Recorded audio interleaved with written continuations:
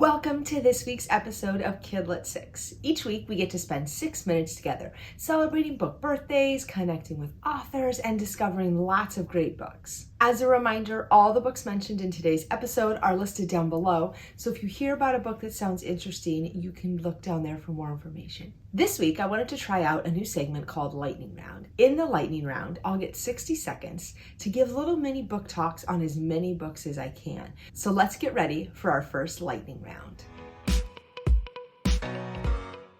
First up is The Nerviest Girl in the World, and this is a historical fiction book set in Southern California during the time when they were beginning to make silent movies. If you like adventure, then you're going to love this one. Next up is The One Thing You'd Save, and this is a novel in verse, which means it's written in poetry, and it's all about one class's discussion on the one thing they'd save if their house was on fire, and this book really makes you think about what the one thing you would save would be if your house was on fire.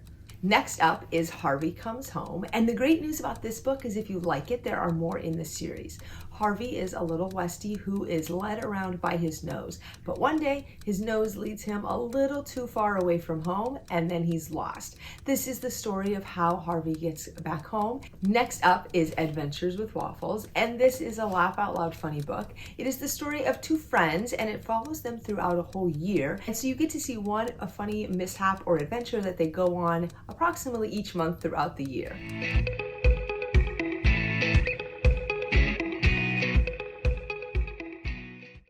Friends, I'm Megan E. Freeman, the author of this book, Alone, a middle grade novel in verse about a girl who is left behind in her Colorado town when the entire town is evacuated and abandoned, and she has to figure out how she's going to survive all by herself. If you like survival stories and novels in verse, you'll love Alone. But another book I want to tell you about is one that I just read recently. It's brand new. It just came out a month ago, and it's by Nancy Tandon. It's called The Way I Say It, and it is one of the best books I've read in a really long time. The main character is a boy named Rory, and Rory is new to 6th grade. He's starting in a new school with new teachers, and Rory has a particular challenge in that he has a speech impediment that makes it hard for him to say his R's, and his name is Rory, R-O-R-Y, 2 R sounds in his name. Now, the speech impediment is only part of the story. Rory is this really cool kid. He's a gifted musician. He's a really good and loyal friend. He's a nice neighbor, and he's a good son. But he has some contradictions and he has some challenges, and there are some things that happen that make part of his 6th grade year really, really tough.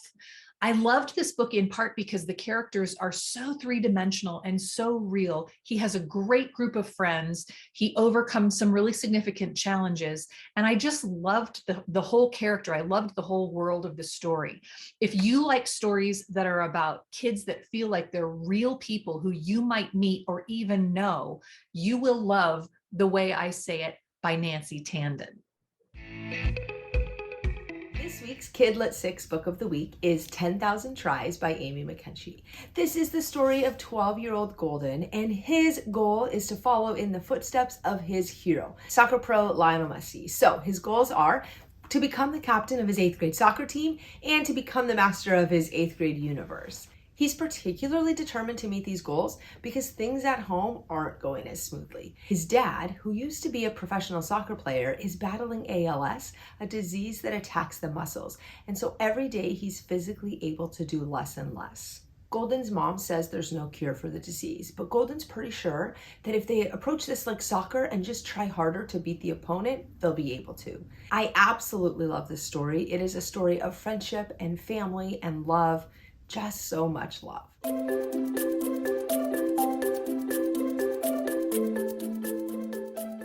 The day a book first comes out is called its publication date, but you can also call it its book birthday, and since that's a lot more fun, we're going to go with that. So let's get ready to celebrate a few of this week's book birthdays. First up is Kelcie Murphy and the Academy for the Unbreakable Arts by Erika Lewis. The other world is at war, and the Academy for the Unbreakable Arts is training warriors. Kelcie is a foster child being raised in the human world, and then one day she lands in the other world. When Kelcie tests into the school, she discovers a whole new world and lots of things about herself.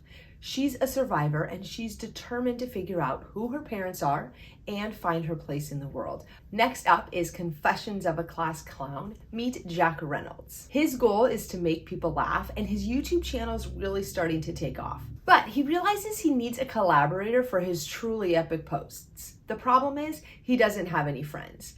So he joins a new after-school club called Speed Friendshipping in an effort to make friends. Will he be able to find a friend, and will he be able to create a viral video? The best way to celebrate a book birthday is by reading the books. So head to your local library or your local bookstore and pick up your copy of these books today.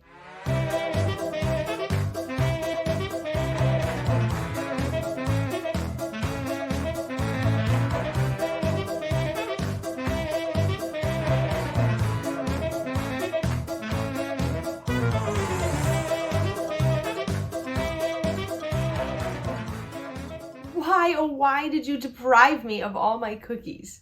Do you think you can use deprive in your own sentence? Try creating your own sentence using the word deprive and then share it with us on social media at Kidlit6. Thank you for watching this week's episode. We love to hear what you're reading, and you can comment down below or send us an email with the books you're reading right now. We hope you have a great week and happy reading.